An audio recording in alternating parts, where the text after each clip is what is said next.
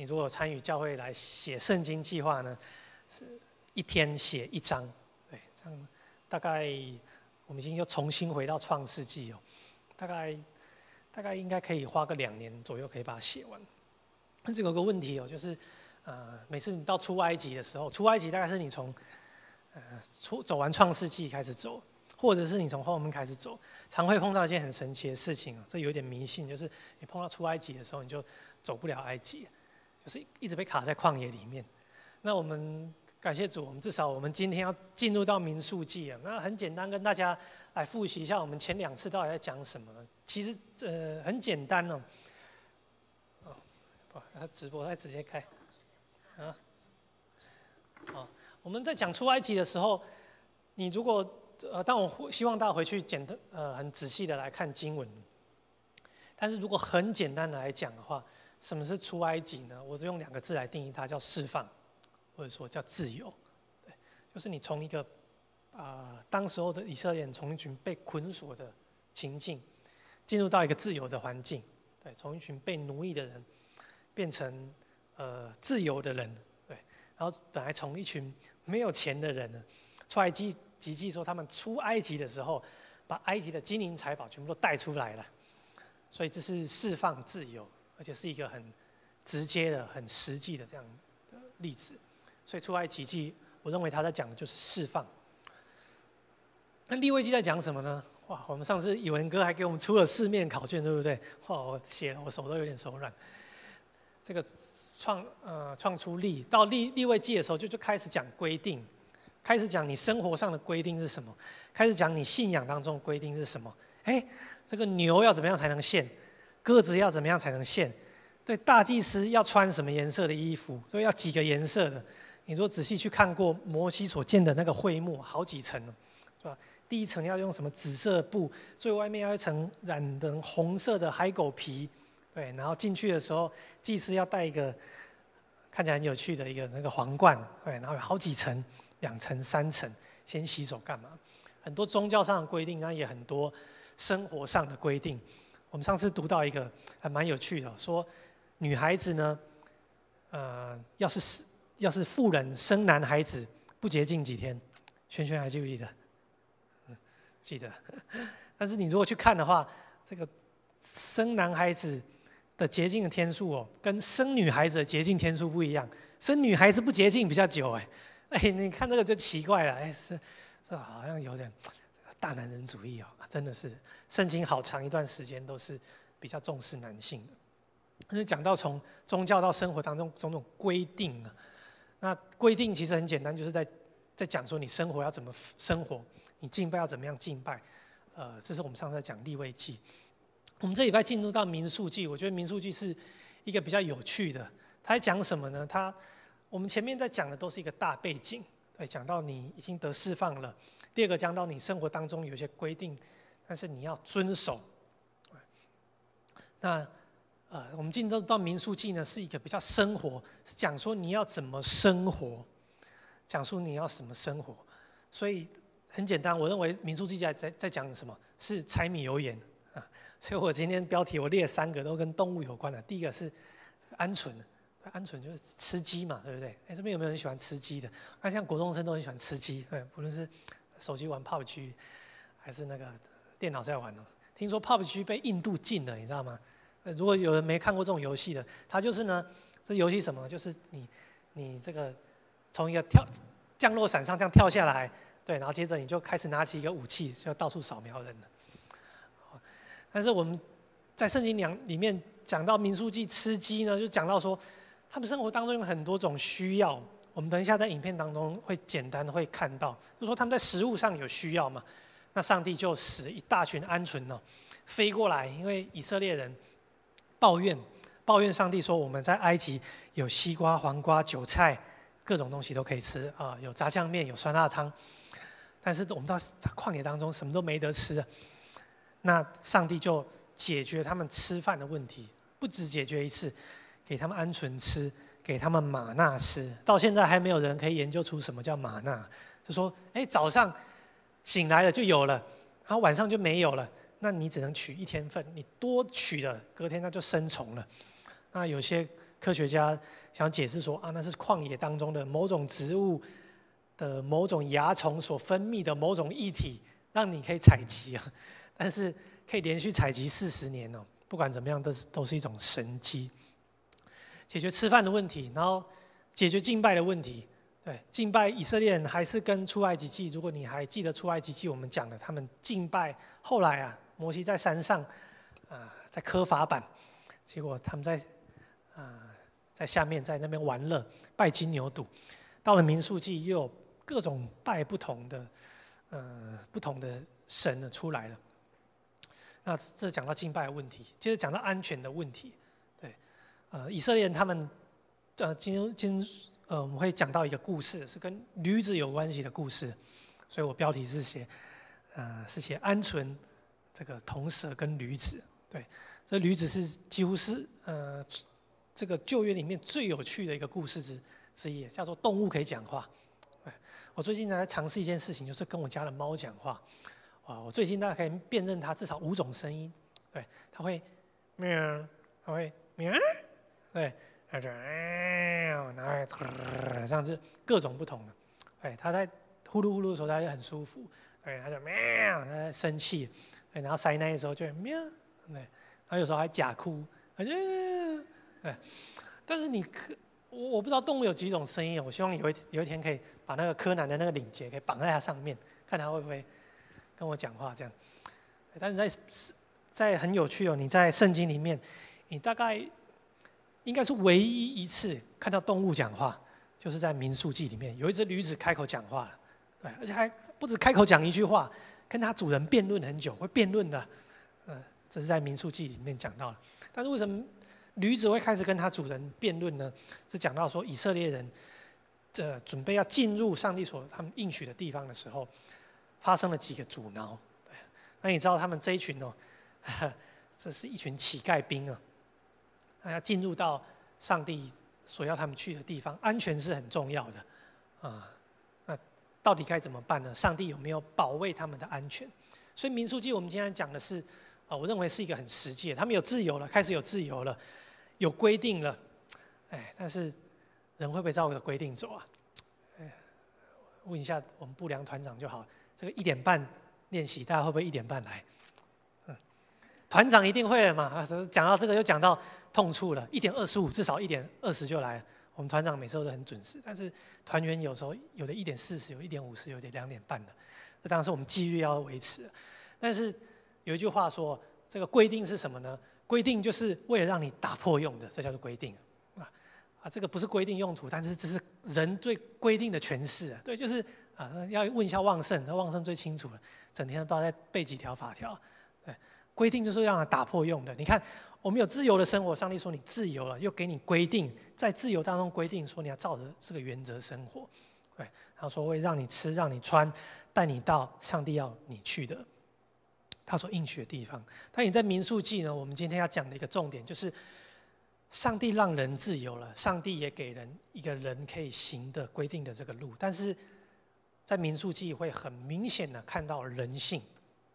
什么是人性呢？就是不是说让你自由我就很高兴了，不是给你规定我就要照着规定走了。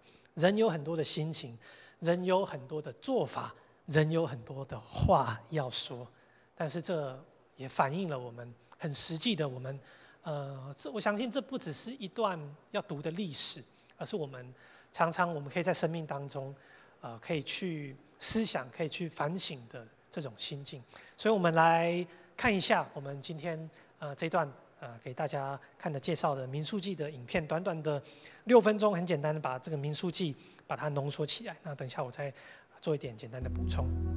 民数记，这是圣经中的第4本书，延续了以色列人在出埃及后的故事。神带领他们到西奈山，并与他们立盟约。虽然以色列违背了神，他仍然通过帐幕允许以色列人亲近他圣洁的同在。民数记开始时，以色列刚要结束逗留在西奈山的1年，并准备进入旷野，前往神所应许亚伯拉罕的应许之地。民数记的记录是根据此旅程的各阶段。第一段始于西奈山，但以色列人接着前往巴兰的旷野，接着，他们前往应许之地对面的摩押平原。第一段的开头记载了数点人数的人口登记，此书名来自于此。接着，民数记描述了以色列各支派该如何被安排扎营，帐幕需要在纵营的中心点，而众祭司和利未人在帐幕周围，最外围的便是以犹大为首的12支派，这象征了神圣洁的同在与整个民族的中心。紧接着便是以色列加以说明利未记中一述律法的内容。如果神要与以色列同在，他们便要竭力洁净营地，来迎接神圣洁的同在。象征神的同在的云彩，在第10章中从帐幕升上去，并引导以色列离开西奈山，进入旷野。进入旷野不久后，以色列人便面临了许多挑战。他们在第11章开始因饥渴而埋怨，并有意返回埃及。摩西的兄妹在第12章开始反对摩西的带领，并在众人面前批评他。这趟旅程的初步并不顺足。下段的开端描述以色列人抵达了巴兰的沙漠，以是往应许之地。旅途的一半，神吩咐摩西从每个支派中选择1人，共为12人，为探子，去窥探应许之地。当所有探子返回时，10位回复说，以色列人不可能存活，因为迦南人必定灭绝以色列人。但是当中的2位探子迦勒和约书亚，他们宣告神必定能施行拯救。然而其他10位探子骚动众民来叛乱，于是众民欲委任一位新的领袖，并返回埃及。神因众人的行为而发怒，而摩西则为他们代求，他求神顾念给予亚伯拉罕的应许。神因此选择宽恕，但仍施行公义。他选择让以色列人如愿以偿，既不进入应许之地，整代的以色列人必在旷野中待上40年，直至他们死去。唯有他们的子女能入应许之地。你可能认为这些严厉的后果会使以色列人觉醒，但他们变本加厉。下面故事提到一群利未人叛乱，并挑战摩西与亚伦的带领，并斥责他们。神严厉地惩治了这群利未人，并重申摩西和亚伦是众民的领袖。但是当众民启程离开巴兰后，情况又不妙。以色列人再次因干渴而埋怨，并质疑摩西原先为何带领他们出埃及。因此神吩咐摩西向石头说话，来赐水给众民。然而摩西并未完全依照神的指示，他2次击打石头说，悖逆的人啊，你们要听，我们为你们使水从磐石中流出来吗？摩西将自己和神同归为赐水者，而亏欠了神的荣耀。因此摩西与在旷野中死去的以色列人面临同样的下场，他必在沙漠中死亡，不得入应许之地。以色列人事后又再违背神，而神施行了让人费解的审判，毒蛇出没攻击众民。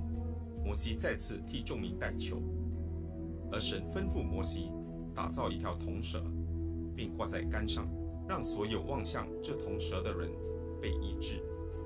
这个雕像怪异，但说明了神要守盟约而所面临的挑战。神应当以公义惩治以色列人，然而神的公义也能转化为给予生命的源头，但这需要人们特意的来寻求神，领受医治。之后众民便进入摩押的平原。此段的前端主要专注描述一位奇特的人物巴兰。摩押王见到一大群的人穿行他的领土而吓坏了，因此他请了巫师术士巴兰来诅咒以色列。巴兰相继3次，发现不能诅咒以色列人，而只能祝福他们。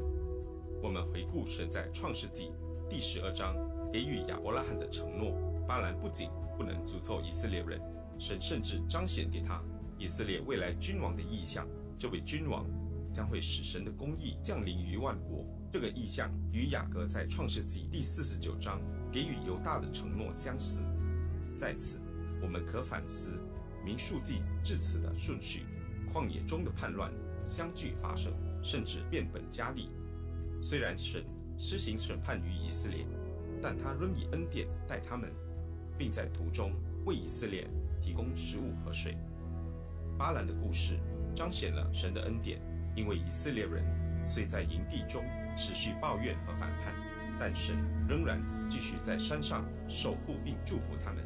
以色列在旷野中的叛乱与神的信实形成了强烈的对比，而此对比成为往后流传于以色列民族的重要事件。在旷野中的故事被之后的先知诗人和新约的使徒重复提起。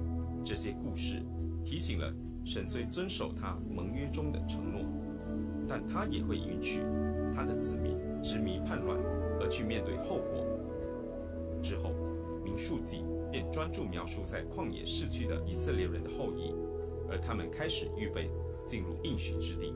他们再次数算人口后，便与周遭的民族征战而胜，而其中几个支派也安营于应许之地。民数记的结尾描述了新一代的以色列人已预备进入应许之地，而摩西即将宣告他的遗言和境界，这便是民数记的重点。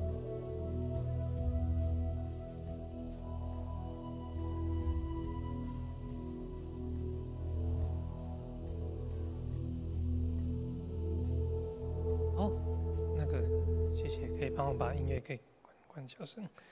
好，我们刚才很快的，这个你回去你可以再仔细再看一次，因为它非常快速啊，这大概6分钟就把整个都讲完了。那你说这样我就不用读圣经嘛，对不对？但是刚看完你差不多也忘光了，对不对？你还记得多少？要2%吧，98%都忘光。回去再看一下。那我今天我要把我们的重点把它提到。民数记里面的3个不同的故事啊，对，民数记很简单的，它我刚才讲到柴米油盐呢，那这到底是几个人的柴米油盐呢？你想想看，你如果一个人要吃得饱，还比较简单嘛，对不对？去 7 买一下就好了。你如果2个人要吃，就有一点麻烦了，都互相推来推去。你要吃什么？我不知道，你决定。听起来好像很好，对不对？什么你决定？是我不知道，所以把责任推给你。3个人要吃，5个人要吃就更麻烦了。点餐，这时候有多少个人要吃饭？来，我们来看一下。我等一下让大家翻一下圣经，所以我们简单来翻几个。来，我们来翻民数记第1章第46节。来翻一下你的圣经啊，特别我们牧师最近都在说，每个人虽然我想你们都用电子的都很方便，我自己也比较常用电子圣经啦，但是还是有一本纸本圣经比较好。在你的床头记得放一本啊，睡不着的时候看一下，马上就睡着了。来看一下那个民数记第1章46节，在旧约这个和修本178页。好，我们从第45节开始念到46节，45跟46节，我们一起来念。以色列人被数点的总数，以色列中照着父家，凡20岁以上能出去打仗的，他们被数点的数是603550名。对，所以603555名，6355很好记啊。你想想看，要让60万人吃饭呢？这不只是60万人而已，因为60万以上是谁？20岁以上的男人。那先看小孩有多少，那女人有多少？所以我们最保守估计至少在2倍啊，所以到120万人。对，前几年的时候，我出生的地方台中市人口突破100万了，整个台中市的人口比整个台中市人口还要多。当后来我们在圣经在查考的时候，会发现说，可能以色列人在这40年呢，有些人加入，那有些人退出，对，而且他们在发怨言的时候，你会发现当中有一些有埃及人哦，所以他们可能血统没有那么纯正，那个数目有高高低低，但是大概就是这60万，那整个差不多100万人。你如果有待过军营的，你知道现在我们中华民国国军一天的伙食费3餐是多少钱？有没有人有概念的？答案是98块。对，如果我没有记错的话，98块。你想想看，98块要让那个大家吃好啊。对，我还记得有时候呢，就连续喝好几天的早上喝果汁牛奶。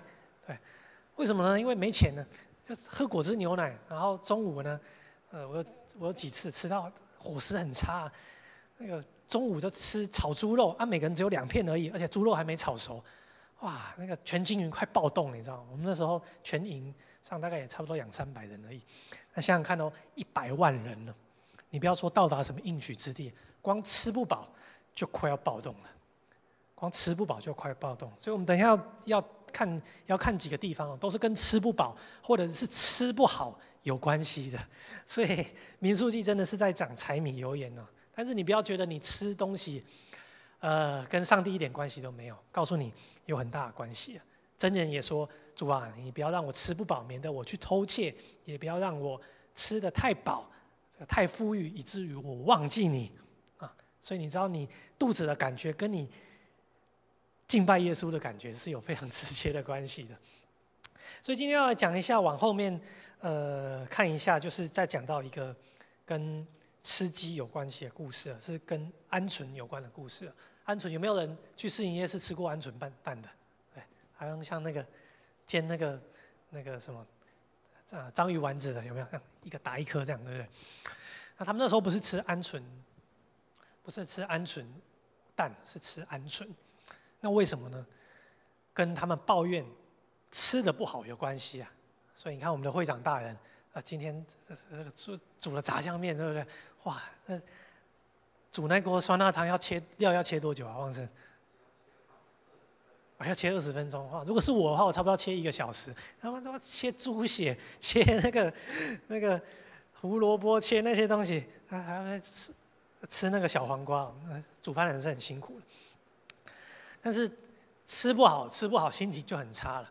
所以我们来看一下吃不好有什么心情呢？我们来看民数记11章，民数记11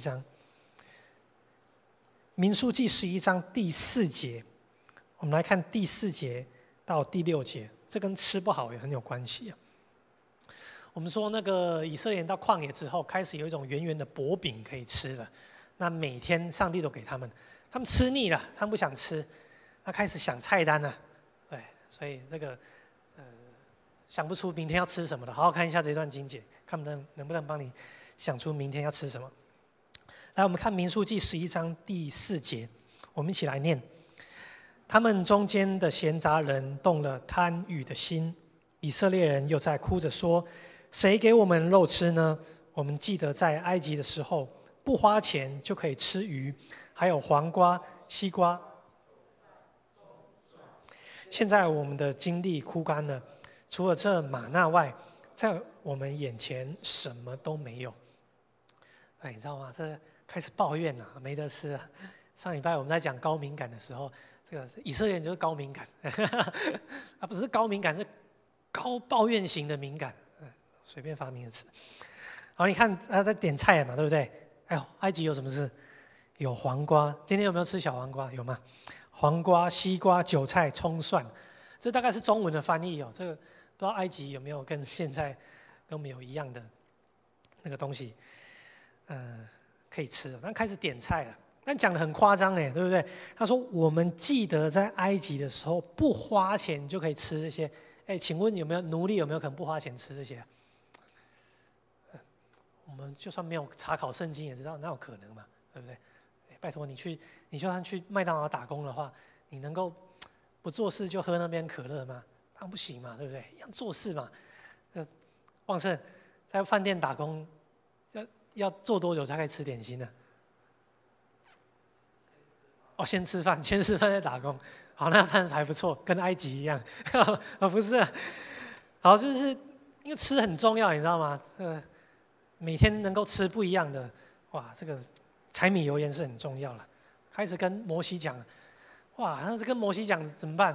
上帝可没说叫摩西要开菜单呐，今天吃大亨堡，明天吃凉面，后天吃便当，没那么好啊。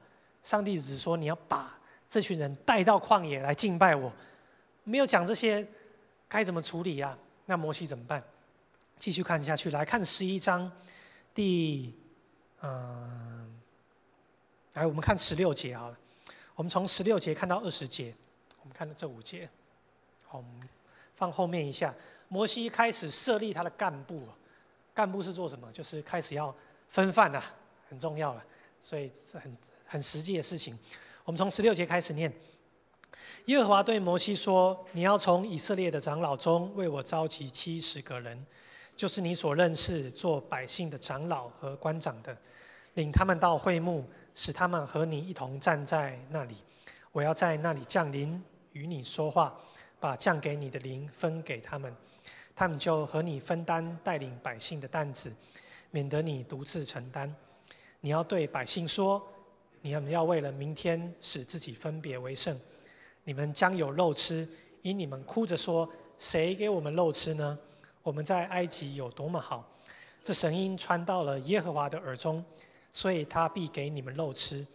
你们不只吃1天、2天、5天、10天、20天，而是整整1个月，直到肉从你们的鼻孔喷出来，使你们厌恶。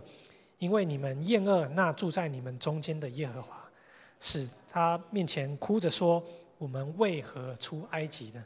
你觉得最好笑的是哪一节？直到肉从你们的鼻子当中喷出来。你觉得上帝有没有生气啊？要是有一天你嫌你妈做的饭不好吃，要是现在你妈还做饭给你，生很幸福的孩子，你妈就说：好，我从明天开始就煮牛肉面给你吃，吃到牛肉、葱跟蒜跟牛肉都从你鼻孔里喷出来，你就知道你妈有多生气了。然后整天他就盯在那边说：你给我吃啊，给我吃牛肉面啊，不是很想吃牛肉面吗？但如果你妈这样1个月对你，她还是很爱你的。但是你可以看到说上帝也有一点心情出来要让他们整整吃1个月的肉，因为他们说这个玛纳不好吃，要吃葱蒜、西瓜、黄瓜、韭菜。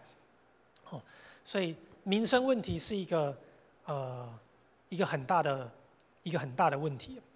所以我们如果后来你会继续读到的话，真的是这个说这个鹌鹑飞来有多少呢？我们这个就没有特别去详细查考了。但是真的是捕捉到非常非常多，吃到他们是吃到怕为止，很想吃肉，吃到怕为止。那你从这边呢，你就会看到说，这是整个出埃及，也是我们整个民数记的缩影。就是人在面临生活的各种困境的时候，一直到他们快要进去了，有一个词不断的出现：百姓向摩西发怨言。百姓向摩西发怨言。你如果不懂这个是什么意思的话，那你把它改一下：士林教会的兄弟姐妹跟许牧师发怨言那你就知道这是什么意思了。这个牧者在牧的多好，都是有这个问题。所以记不记得牧师讲吃吃喝喝很重要所以你们每次看到许牧师的时候，真的要说谢谢，为我们煮了3年的饭。每个星期6都为我们煮，一直煮到去年还在煮，因为知道这个民生问题是会影响信仰跟心理一个非常重要的事情。那我想这个故事所要跟我们讲的呢，是也是刚才影片稍微有跟我们讲的问题，就是说在人的不信或者在人的软弱当中，上帝还不断的施予恩典。那你如果觉得这东西是很抽象的话，你来读民数记就会很具象。人的软弱是什么？人的口味没有办法吃一个东西吃那么久但是上帝的恩典是好，那你们想要换口味，我给你们换，我给你们吃，但是并不是用这种方式来跟上帝要求的。但不断的民数记你会看到，人抱怨，上帝解决问题。人抱怨，上帝解决问题，但是解决到一个程度呢，上帝也是会生气的。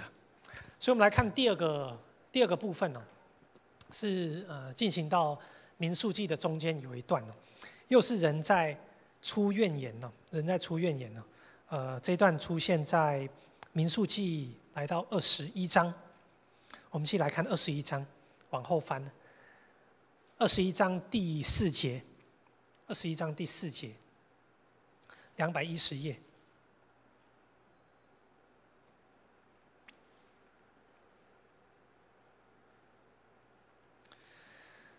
好，第4节到第9节，我们男生女生轮流来念。我们男生念第双数节，女生念单数节。男生先开始，预备起。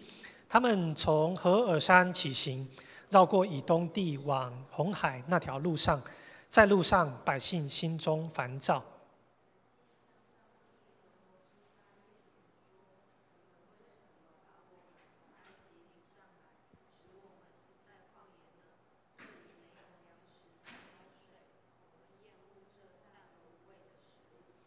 耶和华派火蛇进入百姓中去咬他们，于是以色列中死了许多百姓。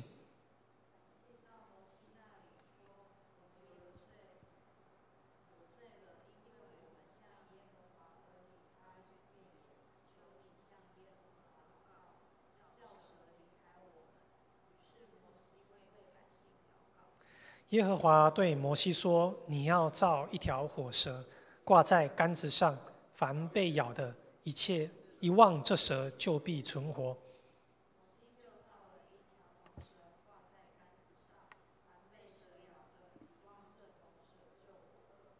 好，你看这边一开始这个争端起因呢，又是因为食物的问题，对不对？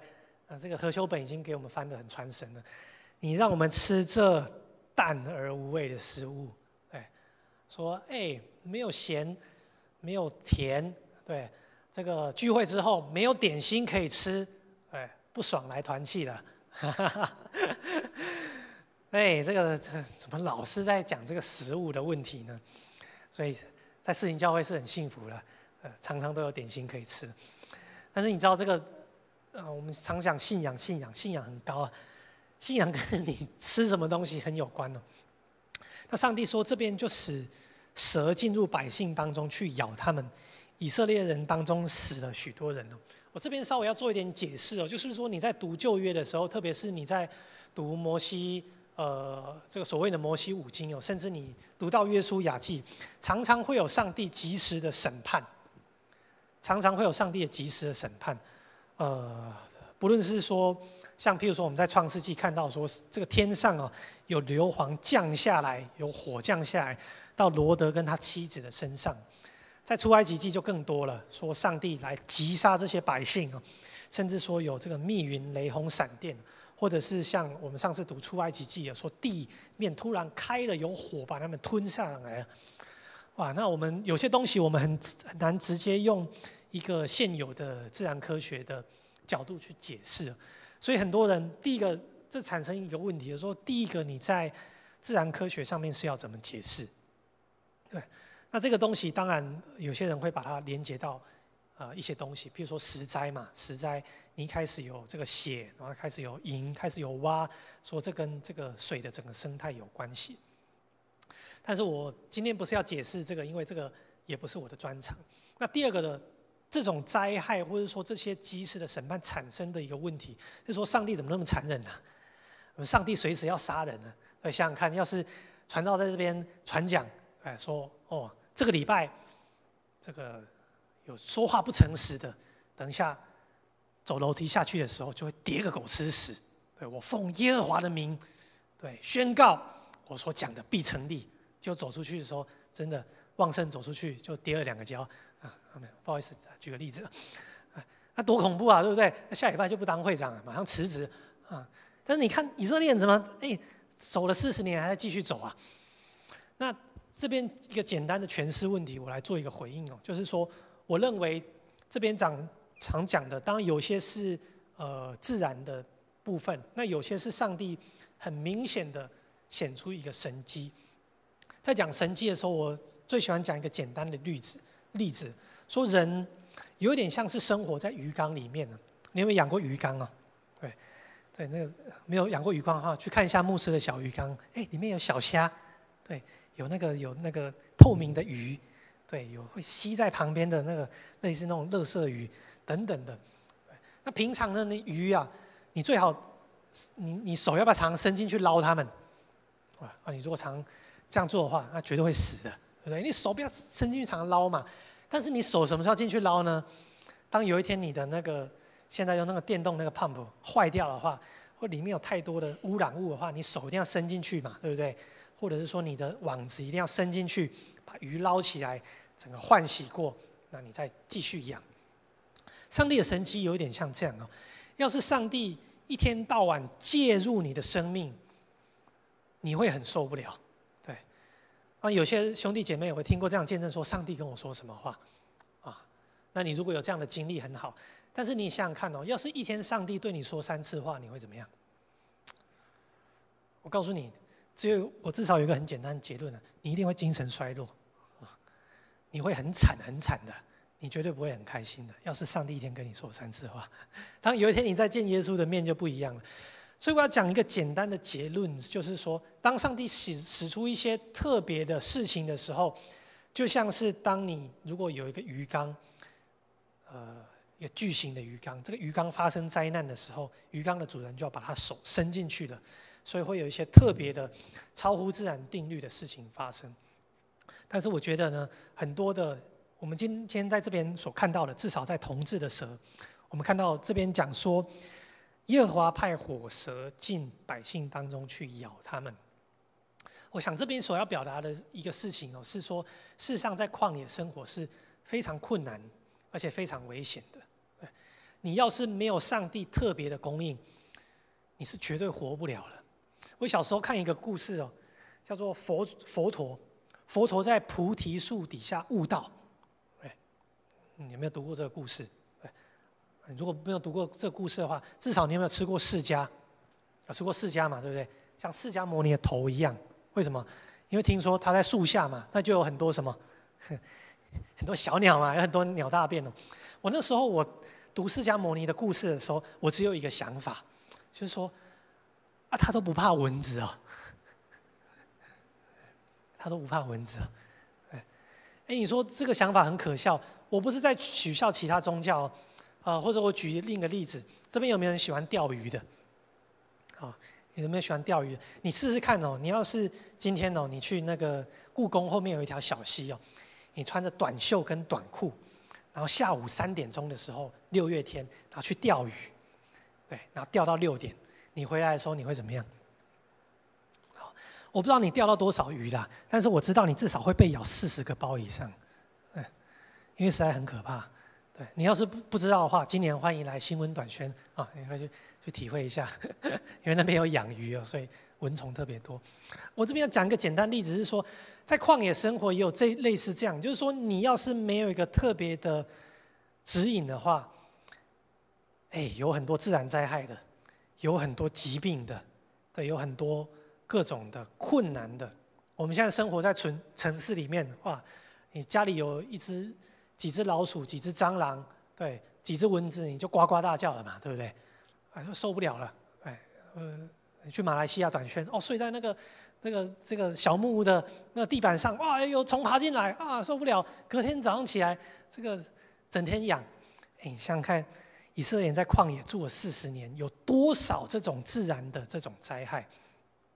所以我想，譬如说这边讲到说有蛇过去咬百姓，我想就是类似这样的情况。当上帝没有特别在用他的作为来维护这一群在旷野当中漂流的人，那他们是非常的容易受到自然的灾害的威胁的，疾病、蚊虫，各种的我们所不知道的。这边讲到火蛇，但是现在其实还不太清楚说这到底是怎么样的一个物种。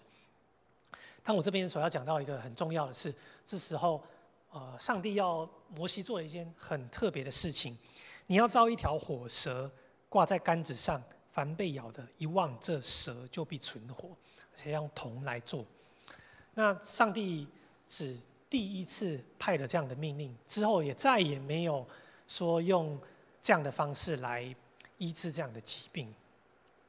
那到底为什么上帝要摩西这样做呢？并不是很清楚，对，并不是很清楚。但是唯一一个比较我们可以得出来的结论呢，是这个蛇呢，你如果现在去看一些医疗有关系的标志这应该问养浩这个公卫系的你如果去看一些医疗机构，常常会有这个蛇作为一个医疗的标志。那当然这不是直接出自于圣经，这是出自于希腊神话里面。这个听说那个医治的神是用蛇来做记号，但是无独有偶，在这边也很特别的，就是在这边蛇也是一个医治的记号，对，医治的记号。所以你不要每次看到蛇就想说很恐怖蛇是魔鬼，你骑车，对，这骑到山野里面，看到一只这个蛇过去啊，就大喊说：“主啊，这个有魔鬼来了，这主救我！”拜托不要这样，那只不过是亲属师啊，那不是魔鬼，那就是上帝所创造，是蛇好吗？不要想太多。所以这边讲到一条蛇，但是你如果继续往新约的一些篇章读了，我们今天没有要查考那么详细，但是你会看到，在新约的作者就用这个摩西所在旷野所设立这一只铜蛇，很奇妙的也是我们不知道为什么上帝所用这个标志，说人子也照样被挂在木头上，人只要仰望他，就得到医治。所以这是一个医治的记号，这是一个医治的记号。我想那时候摩西还没有那么清楚说为什么要做这样一个特别的事情，但是在这边就行了这样的事情。我们知道我们下个礼拜我们准备进入到我们在教会里面所谓的是受难节期，所以我们特别更多来思想跟在十字架上上帝所为我们做的这件事情。我简单做一个结论就是说当我们在看到说在民数记里面或在出埃及的这个过程当中，上帝怎么样来回应人的抱怨？上帝怎么样回应人的抱怨？好像我们前面读到第一个故事鹌鹑的故事，上帝就给人肉吃嘛，但是好像上帝有点不甘愿，对不对？吃到你鼻孔喷出来。在这边，上帝以色列人又抱怨说食物大人的无味，那上帝就使火蛇来进入他们。我的解读是，上帝就没有再特别保护他们，而是使他们受到旷野的这个灾害。那最后就使用了这个特别的这个记号，使人能够得到医治。所以你可以看到一个简单的事实是说，人碰到问题，上帝解决；人碰到问题，上帝解决。人不断的抱怨，然后上帝去解决。那甚至上帝有时候会允许人受苦，对吗？你没食物吃，好啊，就是吃到让你肉喷出来，然后再不给你吃，对不对？你活该，你这个抱怨我，抱怨东抱怨西的，好，我就不照管你们了，让你们被火蛇咬，好像要人受某种程度的惩罚。但是记得，我们基督徒永远在阅读圣经的时候，都不是按照字面，也不单纯是按照犹太人他们读这段方式。我们永远在基督徒在阅读圣经的时候，是用耶稣基督的眼光来读这段圣经。所以，特别是在这个有跟新约有关的记号，在新约的时候，上帝自己被挂在木头上解决我们的问题；在旧约是上帝要使人受一点暂时性的惩罚，然后暂时性解决他们的问题。但是当耶稣在十字架是怎么样呢？他没有使人再一次受惩罚，就解决我们的问题。对，有时候不知道你的父母有没有这样跟你说过，就说好啦，就让你自己去碰壁啦，你改得怎样？有时候说气话会这样啊，对不对？在旧约当中，上帝有时候的管教方式是这样，但是在新约的时候，上帝更多显出他的作为。他是怎么做呢？上帝自己担当，或者上帝自己承受人犯罪跟上帝隔离所受的种种的苦楚。所以当我们看到这个铜蛇的时候，就让我们想到在十字架上耶稣是彻底的解决我们的问题。因此在旧约当中，是上帝好像是隐藏的，对不对？平常不知道上帝去哪里，所以人嘛，好像有一种心态，说我不知道你在哪里，我就抱怨。对，我抱怨，哇，你不来管我，对，我快死啦！你给我东西这么难吃，好像要讲话讲到很激烈，我们有时候不知道你有没有这样特别对你所重视的人，你觉得他没在管你，对，你要特别在你 IG 发一个文，我今天过得好惨，最近有点不太舒服，我厌世了，对，然后算了得几个赞。对，有人来给你回文，最好是有人打给你说你最近怎么了，关心你一下，对不对？你要抱怨一下嘛，你可能心情没那么差，但是你就是要夸张一下，表达自己的心情，表达一下自己的存在感。在旧约当中呢，这个人有一点好像表达这种感觉但是在新约当中，上帝不再隐藏自己，他不是在远远的地方说下指导棋，我来解决你的问题。在新约当中的这个铜蛇不再是一个象征性的标志，而是上帝的儿子，或者是甚至我们说上帝他自己，他被挂在木头上，成为我们生命跟生活关系破裂解决一个很重要的一个记号。所以这边是特别跟我们讲到铜蛇的神迹啊。那你如果继续圣经往下阅读的话，你会看到几百年后，人们就把这只铜蛇拿来拜了，把它供在庙里，给它烧香。上帝对这个作为非常的生气，所以也常常跟我们讲说，上帝他在解决我们的一个生命的问题呢。但是你不要说上帝永远要这种方式帮我们解决啊。人看到哦，好，这个就是医治物，所以我以后就拜这个东西，我就不拜上帝了。对不起，上帝跟你说错了，我这时候用这种方式帮你解决问题，但是你要继续依靠我，你不要把这些东西当成偶像。这也是我们在讲到出埃及记当中不要拜偶像一个很重要的规则。今天的最后一段要把我们的故事聚焦到我们民数记当中的第3个动物。好，我们来翻一下我们的民数记第26章。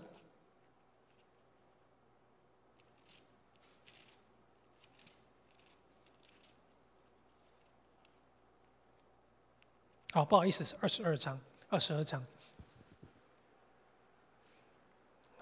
这段故事比较长所以我先简单简介一下这个事情是什么。就是当以色列人他们准备要进入摩押了，你如果对以色列的地理没有什么太大概念的话，以色列有一个现在以色列地有一个可以躺在上面你就会浮起来的那个海，叫什么海？对，死海或盐海。那死海的左边或者是西边，就是我们所谓的犹大地区。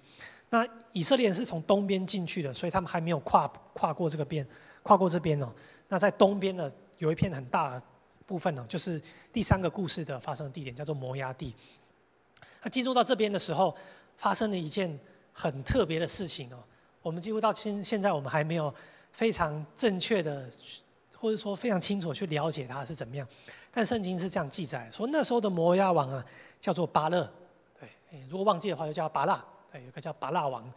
那这个巴勒王呢，他要见这群人进来，他很害怕。为什么很害怕？因为120万人，我们猜想他的军力并没有那么多。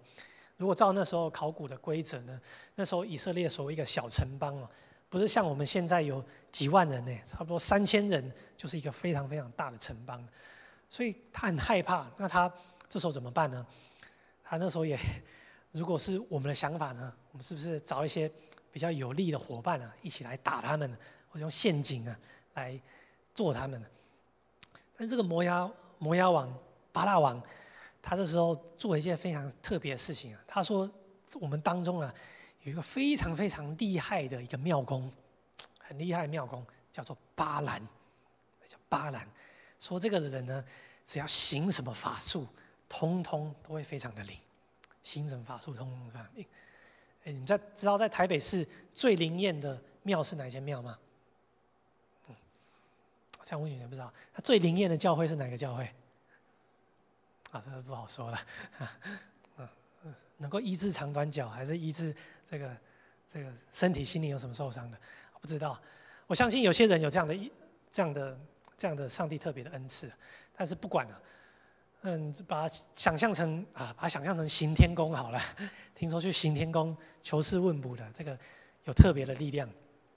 但是这时候巴兰他真正有这样的力量，而且更让我们匪夷所思的是，他并不是一个敬拜上帝的人，但是上帝却不断的跟他说话。我再说一次，他并不是一个敬拜上帝的人，但是上帝却不断的跟他说话。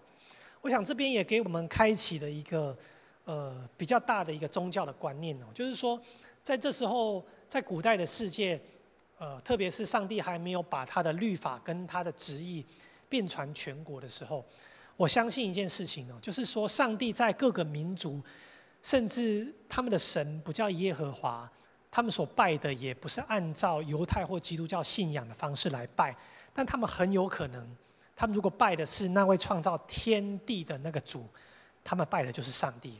上帝很有可能也会通过各种方式来跟他们说话，你相信吗？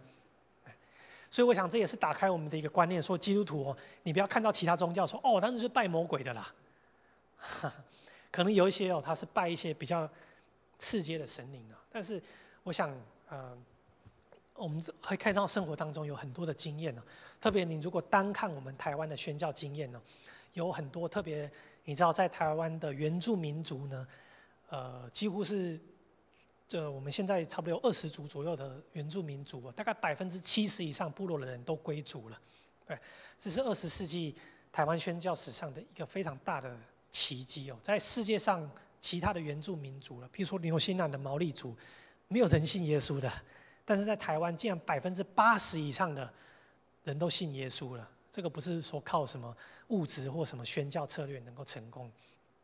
但是你如果去读一些故事你会看到说，特别在全村信主了，我自己稍微有一点简单研究，譬如说在新竹的泰雅部落，他们最后会全村归主呢，是在部落的祭司归主了，而且那个他们所敬拜的祭司呢，所祭拜的那个上帝呢，我可能念得不太准但是这边我只是稍微听过这个名字。他们所敬拜的泰雅族所敬拜上帝叫做五都达样，我的名字可能念得很不准直播有原住民族的话，请原谅我没有办法念得非常仔细。但是简单来讲，他们泰雅族所信奉的这个上帝五都达样是创造天地的这个上帝。所以当基督教进入他们当中，他们虽然有一些不同的仪式，但是当他们的祭司，他们的部落有一些祭司，他们去听福音的时候他们意识到基督徒所传的这位上帝并不是一位西方来的留着胡子的上帝，而是他们一开始就在敬拜的这位天地的上帝。所以当有些祭司愿意这样来知道的时候，他们就全村来归向上帝了。所以我简单讲这个例子是说，或者是我曾经讲过一个故事说在澎湖七美的地方，也有一件非常神奇的故事七美教会是怎么建立呢？我稍微有跟大家分享这个故事，说简单用2分钟来跟大家讲。说那时候有一个原本在七美的，也是他有接触当地的传统信仰，有时候会被神明附身的。他有一次到高雄来的时候，有人跟他传福音了，他就开始信耶稣。他虽然没有受洗那他回到澎湖的时候，他有时候呢还是会被其他的神明搅扰，被其他的神明附身但有一次呢，他又被附身了。那你知道，在传统信仰里面呢，如果被附身的人，就是被神明附身的，有另外一个人要帮他在旁边写字，对，那要解读他所说的话。那在那一次呢，这位下载先生他身上所附着的灵，他讲出他是什么神呢？那个旁边帮他写字人写出来说，我从来没有这个人起驾过，没有这个神起驾过到我们这边呢。他说这个神叫做以马内利所以辗转经过很多的过程当中，他们才发现，他们不知道怎么样，竟然通到这位基督教所传的圣灵来了。你说基督教的上帝怎么可能会起驾到人的身上呢？我们基督徒要也比较开阔的眼光上帝可以用各种的方式来跟我们说话。他讲了那么多，我们回到巴兰的故事。这位巴兰他虽然不信上帝，但是上帝呢却跟他说话。对，这位巴兰你如果去看他的这个整个做法的过程他最后他用这个7只牲畜他不知道哪里来想到这个献公羊献公牛然后用还设置了7座坛他可能平常自己在做法的时候，他就跟旁边人这个好像茅山道士一样学了很多招但是上帝跟他说了一个事情就是这个所谓这个巴拉王要说这个巴兰，你这个做法很有名，你只要起来做个法呢，帮我做一场法会来这个不管你呼召哪个神明都可以，你呼召神明来为我咒诅以色列人呢，他们就一定很有效，而且他会请这个当地最好这个术士，一定是有经过很多人灵验的见证的。但是上帝却有一个方式让巴兰闭嘴，就是让一个东西说话，让他的驴子说话。对，这驴子呢，也是很有趣哦。跟他说一个事情哦，就是上帝派了一个天使哦，巴兰看不到，他准备要杀他。这个驴子呢是他从小养的，这个巴兰骑着他的驴子，这个驴子左闪右闪，左闪右闪。巴兰要他走右边，他走左边；要他左边走右边。上帝啊，不是这个巴兰呢，他最后很生气哦，竟然打他的驴子。没想到这时候驴子这样开口了啊！你如果看一下我们的民数记22章，民数记22章第27节、28节，来，我们来念一下27到30节，好不好？民数记22章27到30节，看到吗？213页，我们一起来念驴这边。驴看见耶和华的使者，就伏在巴兰底下。巴兰怒气发作，用杖打驴。耶和华使驴开口，对巴兰说：“我向你做了什么？你竟打我这3次呢？”巴兰对驴说：“因为你戏弄我，我恨不得手中有刀，现在就把你杀了。”驴对巴兰说：“我不是从小直到今天所骑的驴吗？我平时有这样带过你吗？”巴兰说：“没有。”好，后来这个上帝就开始说话，让他看得到驴子。对驴子说：“这个巴兰打他。”驴子这样开口说：“你对我做什么？你为什么打我3次呢？”没想到这个故事最奇怪的地方说，巴兰竟然很镇定。他竟然很镇定。你想想看，要是你养的狗对你说话，你会怎么办？跳起来了，对不对？哇，说啊，这个不知道哪一只鬼上了我的狗了，对不对？要是我家那只猫开始说话，我可能也要来对它念一段圣经，看是不是有奇怪的东西上我这只猫。但是巴兰这样开始跟他驴子说话，说戏弄我，我手上恨不得有刀。对，有没有看过这个9527啊？这个最后他掀开他的心爱新娘子的时候，他说：“你手中有没有刀？”不懂这个笑梗，就表示离我已经超过10岁了。好，总之呢，大家都快睡着了还没睡着。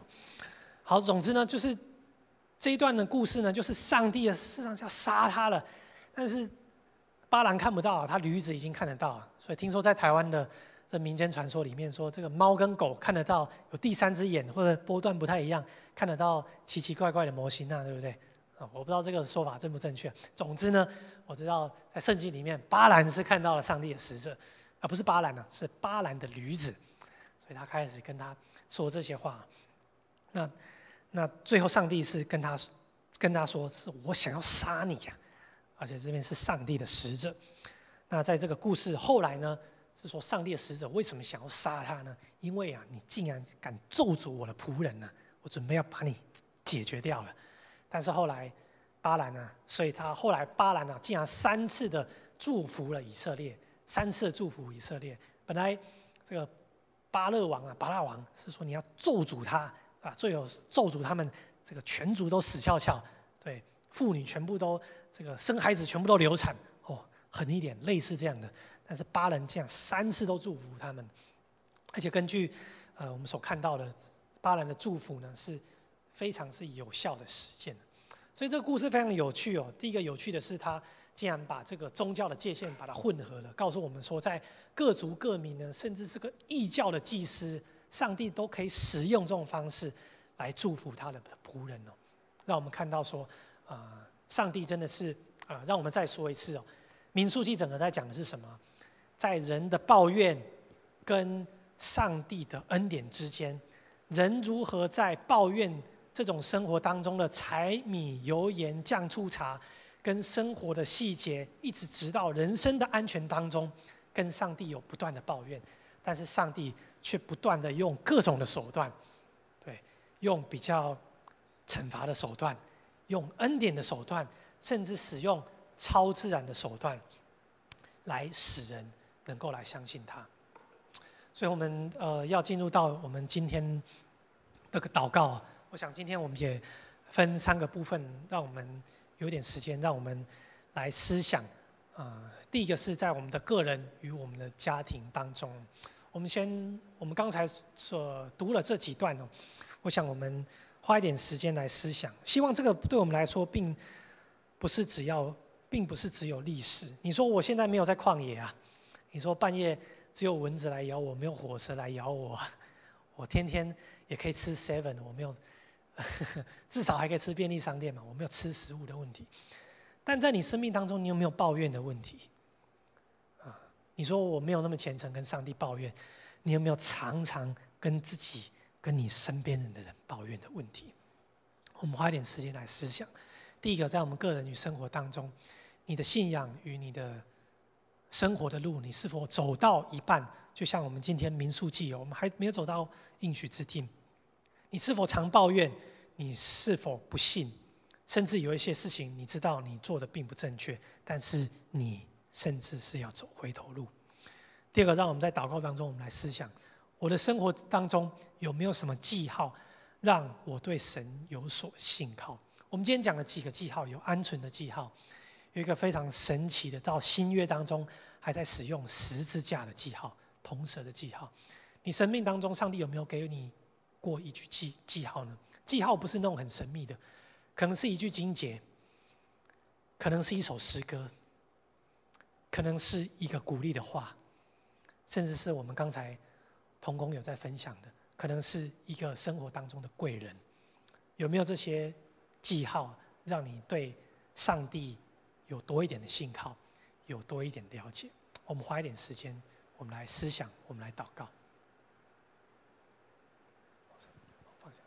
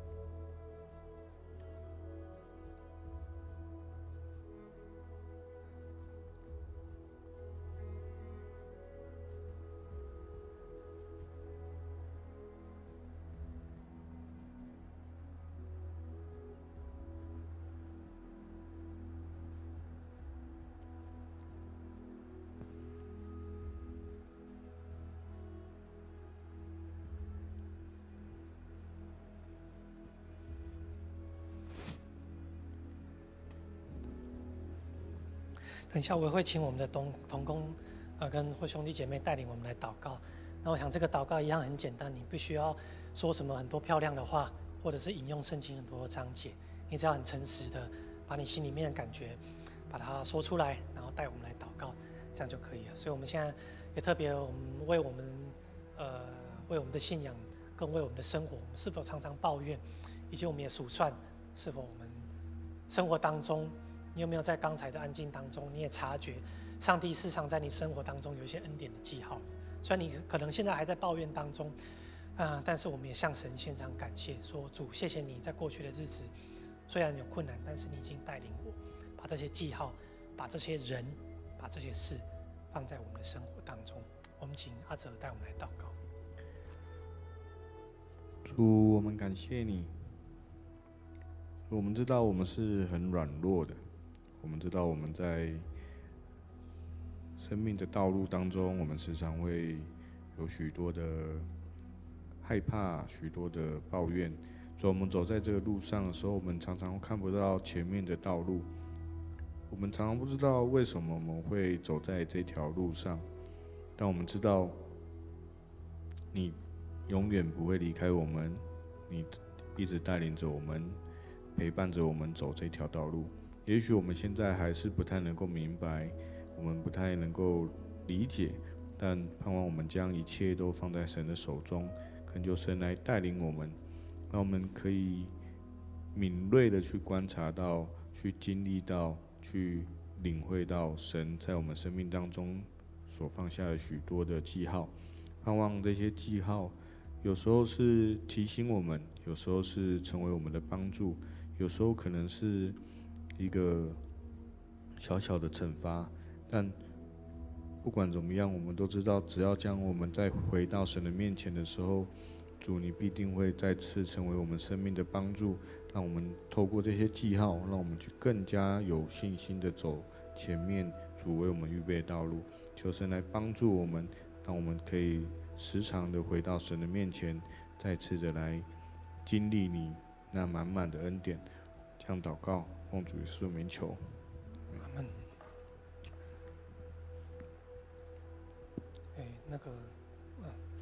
我们第二个为我们的教会来祷告。我们当然教会有很多的事项需要数算，有很多的所谓的事工在进行。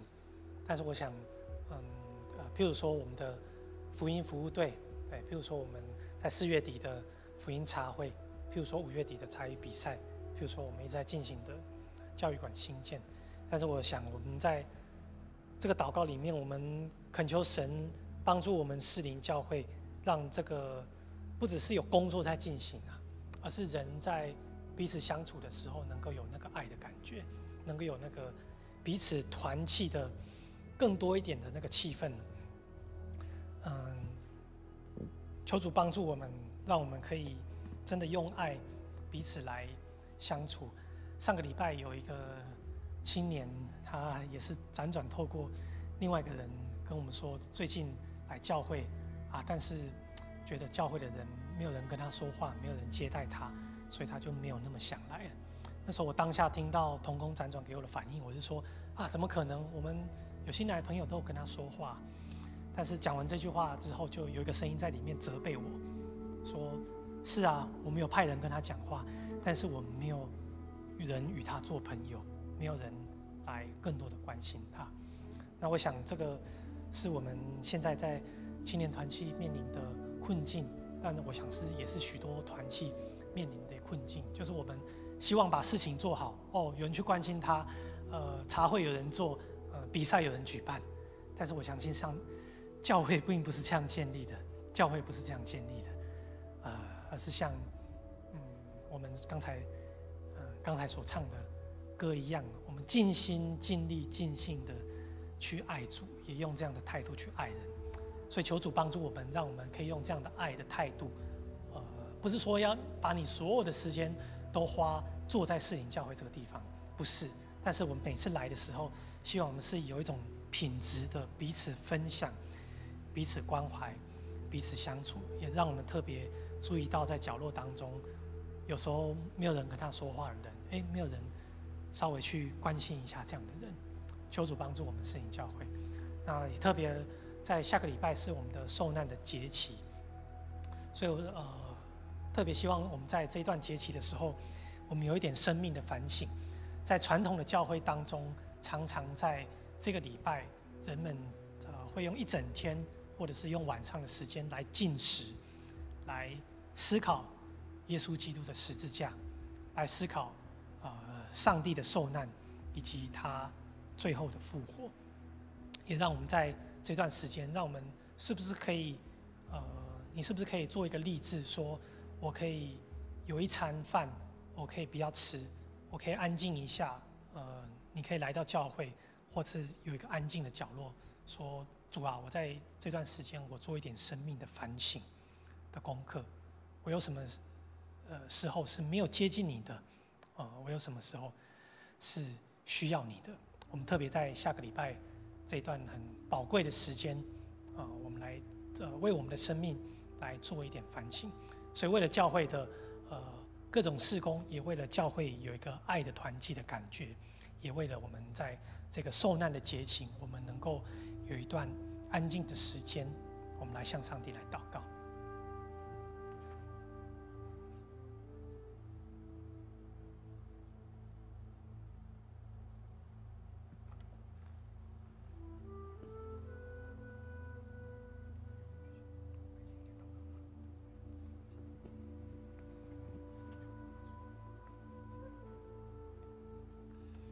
天父，我们感谢你，导致我们能够来到你的面前。主啊，你就恩待我们，特别在教会当中，接下来有许多的活动，不管是福音的茶会，不管是短宣队的行程，不管是教育馆的新建，或是其他的一切的事工，愿你来帮助我们，使我们能够不只是完成这些事工，而是我们能够在背后看见主你要如何透过我们来，在这个社区，在这个地方能够来成就主你的心意。愿主来帮助我们，使我们能够在不管是我们在活动当中，或者是我们平常在我们教会里面，在面对每一个福音朋友的时候，或者在我们面对我们自己每个弟兄姊妹的时候，就帮助我们认识你的爱来充满我们的心，使我们能够在每一个行动背后，真的是知道主你如何来透过我们来成就你的心意，也帮助我们，使我们的生命能够每一天每一天更多的来活出主你对我们的呼召，更多的来委身在主你对我们生命当中的呼召里面。我们仰望你，孩子这样祷告，奉这名祈求，阿们。第三个，我们为我们的国家，也为整个国度来祷告。那第一个，为了我们有一个好的一个选举文化来祷告。我不知道你现在还看不看电视新闻或者用网络新闻呢？但是你可能看到很多新闻都是跟政治有关的。那我不知道有些人会不会觉得反正这个口水战，我不太想看。但是我想这对我们整个社会来说是非常重要的。我们或许不能够做非常多的事情，但是我们恳求主，让我们在特别是因为这样的选举的事情，让我们社会当中有很多的意见不同。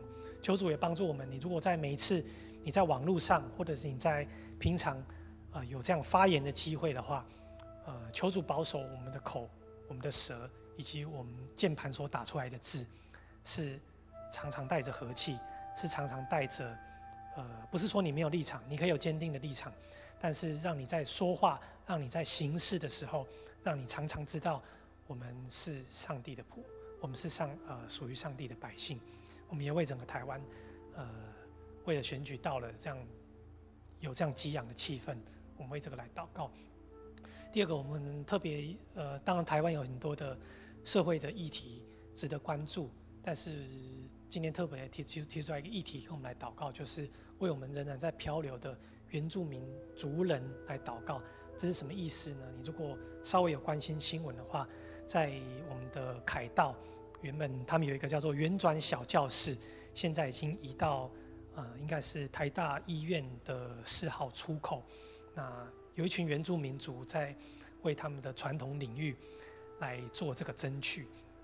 做一个非常简单的解释，就是这些原住民族人原本是有他们的土地，但是这一群土地因为政府的规划，目前并没有归还给他们。对，你可以想象你的家突然有一天有人跟你说这边要种树，所以你不能继续住你的家，你会有怎么样的感觉？那我们特别为了很多的原住民族，他们特别是他们不论是他们自己祖先的地，或者是他们在都市有许多非常辛苦的发展，那到现在不论是我们的政府或我们的社会还没有还给他们公义，我们为这样议题来祷告。第三个，为国度的祷告，我们特别为中国现在在进行的宗教逼迫来祷告。你如果稍微有关心的话，可以知道现在是所谓进入到全面宗教逼迫的时代，不论是回教、基督教，这个民间的各种宗教。那以我们基督徒来讲，现在在中国是不准18岁以下的人踏入教会，那你就知道，这个是正式有经过官方的命令的。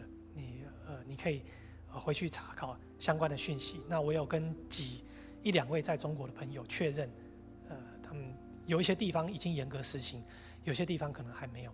那简单来讲，青年跟小孩子没有办法来信耶稣了。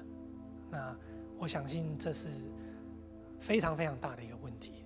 青年跟小孩没有来信耶稣，那将来有谁可以来信耶稣？我们为了这个状况来祷告。那你如果清楚的话，这些细节你可以更多来祷告。如果你不太清楚全部的细节，就用我刚才所有提出来的这些资讯，我们为以上几个为选举、为台湾的原住民族，也为中国进行的宗教逼迫，我们来祷告。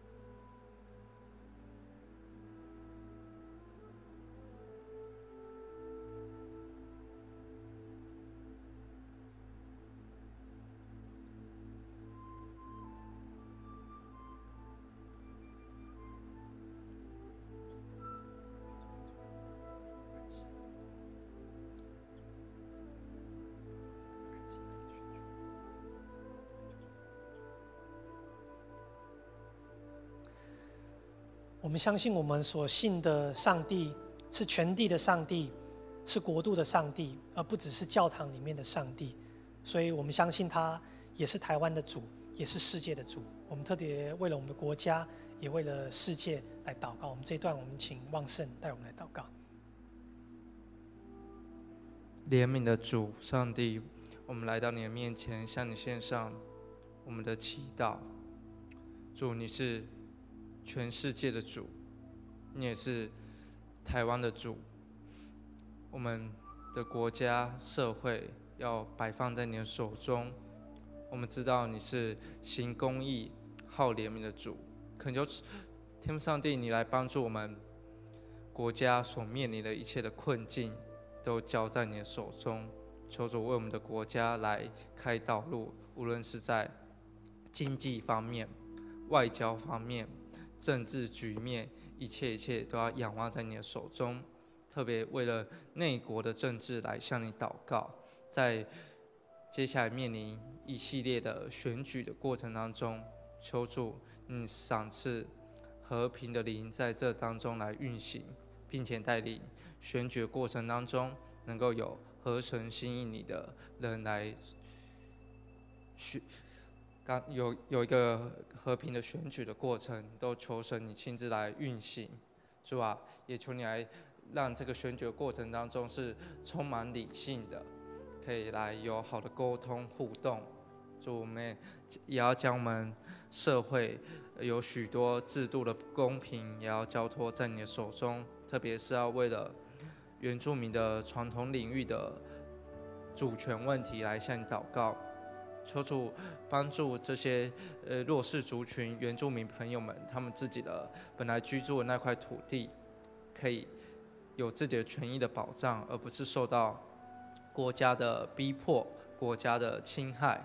求主你亲自来施公义在他们当中，让他们看见你的运行，让他们看见你的怜悯。谢谢你，主啊，我们要将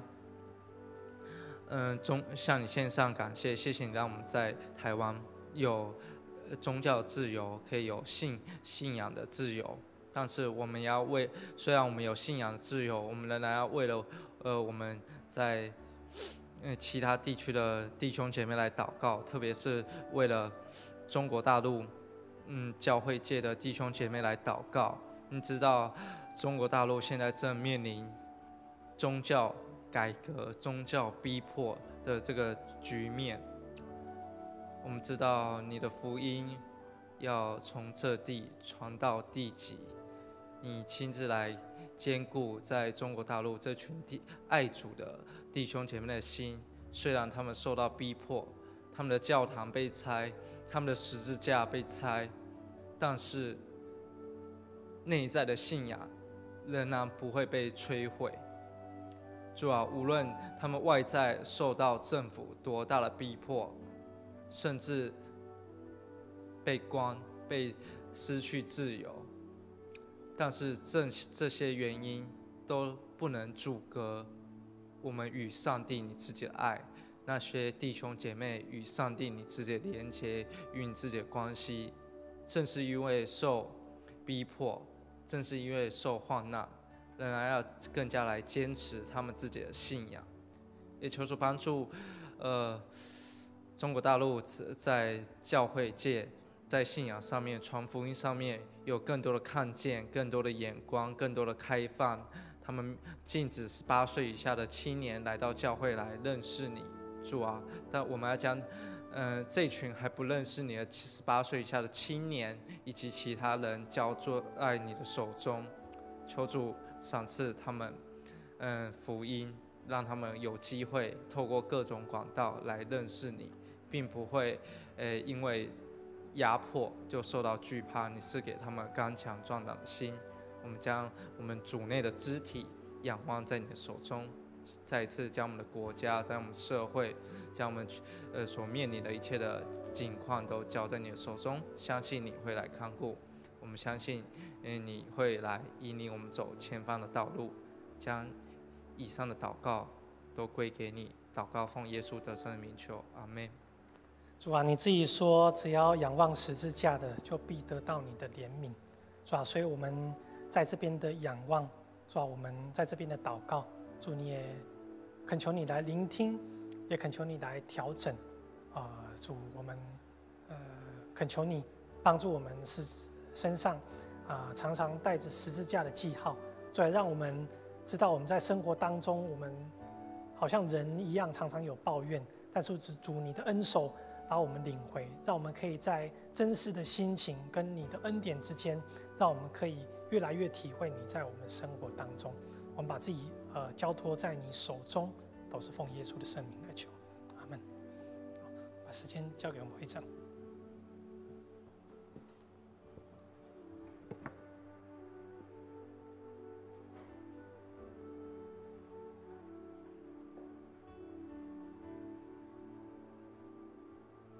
大家平安。报告一下会务消息。下礼拜聚会内容我们是小家，一样有学青小家跟社青小家。那下礼拜由于是进到受难周，所以我们聚会可能会有一些希望可以早一点结束，希望可以在8点半的时候就结束。然后我们想要去在刚才传道讲，在台大医院4号出口那里有原住民的传统文化的这个他在那里守护自己的权利以及发声，希望透过受难周，可以透过我们领受耶稣基督的爱，可以来分享给这些需要的人，让我们可以来做一些关怀。好，然后我们4月27的福音茶会仍然在报名当中。我有看到我们在场的弟兄姐妹还有人没报名的，那就赶快进到那个Google 表单来报名，那也可以邀请新朋友来参加。那我们可以本来是报名到明天下午6点，那我们可以开放到报名到下礼拜5，到下礼拜5之前都还可以来持续的做报名，可以踊跃邀请朋友来参加。那我们5月5号也是我们的青年主日，那我们会有几个表定的献诗练习的时间。我们要献诗的歌曲是《奔跑不放弃》，那这次我们献诗的指挥是怀珍姐。那我们明天中午12点再到1点15，在礼拜堂会有献诗的练习。那邀请大家把这个时间空下来。好，以上是报告消息，那我们可以预备心来奉献。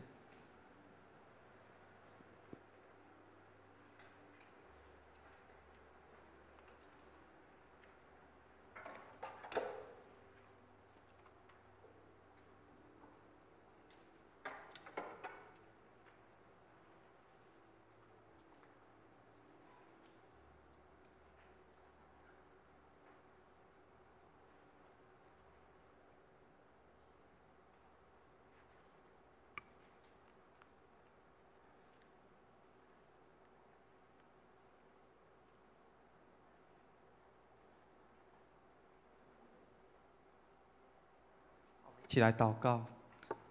慈悲我们的天父上帝，我们向你献上极大的感谢，谢谢你在礼拜六的晚上能够召聚我们来到你的面前，因着你的爱，我们可以有团契的时间。再一次将我们团契的每个弟兄姐妹交在你的手中。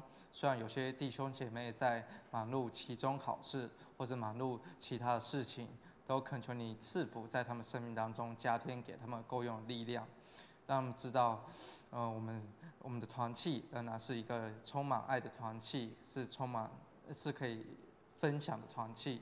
求主帮助我们每个人的生命，因着你被你来成长，被你来提升。我们也谢谢你在生活当中给我们许许多多恩典。我们奉上微薄的金钱，做你圣工的使用，求你来悦纳。孩子如此感恩祷告，奉耶稣得胜的名求，阿们。好，我们以下大概有10分钟，我们可以彼此代祷一下。就社青跟学青分2个家，那代祷完，我们回到办公室，今天委员有帮我们准备点心。